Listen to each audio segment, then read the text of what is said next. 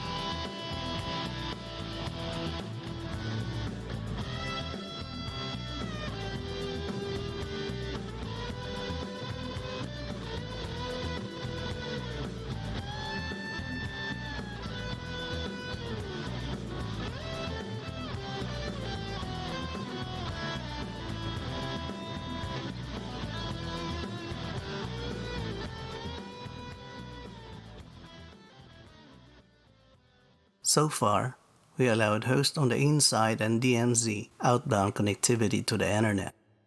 Now we're going to allow host on the internet access a web server on the DMZ and also allow host from the DMZ access Windows Server for DNS resolution.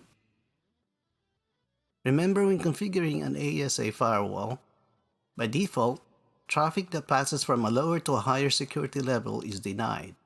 This can be overridden by an ACL, Active Control List, applied to that lower security interface.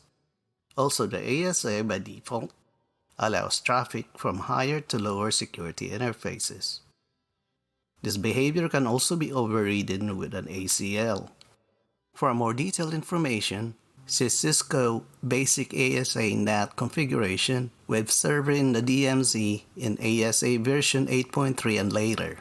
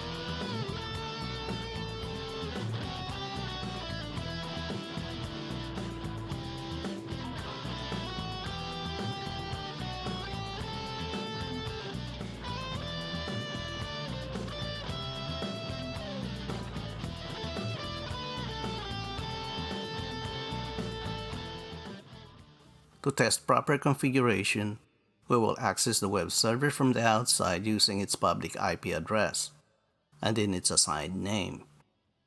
To do this, you will need to edit host file as shown.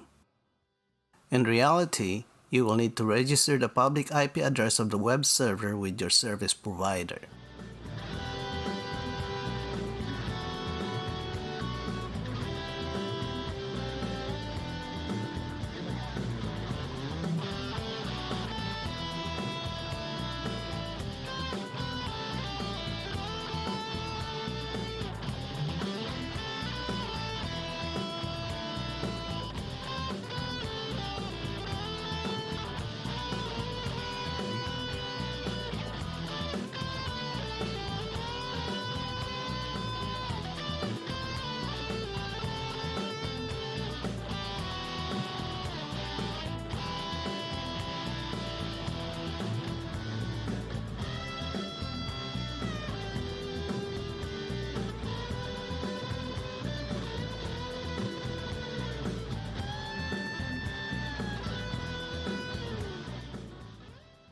Now we will configure the firewall to allow hosts from DMZ access WinServer for DNS resolution.